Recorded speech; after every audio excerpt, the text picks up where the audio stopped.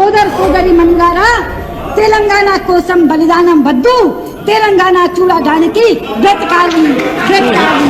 हम तेलंगाना निर्माण के पृथक तेलंगाना के साथ हैं और जब तक नहीं बनेगा तब तक साथ रहेंगे।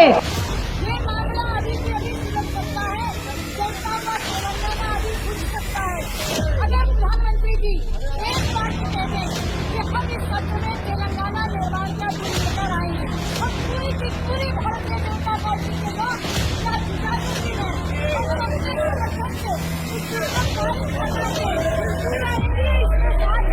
సుష్మా స్వరాజ్ గారు తెలంగాణ రాష్ట్రం రావడానికి, తెలంగాణ బిల్ పాస్ కావడానికి చట్టసభలలో పూర్తి స్థాయిలో సహకరించింది। సముచితమైన స్థానాలు అక్కడ మనకు అవైలబుల్ ప్లేస్ ఉంటుందో వాళ్ళ విగ్రహాలు పెట్టడానికి అవసరమైన ఏర్పాట్లను చేస్తే వాళ్ళకి సముచితమైన గౌరవం ఇచ్చిన వాళ్ళం అవుతాం।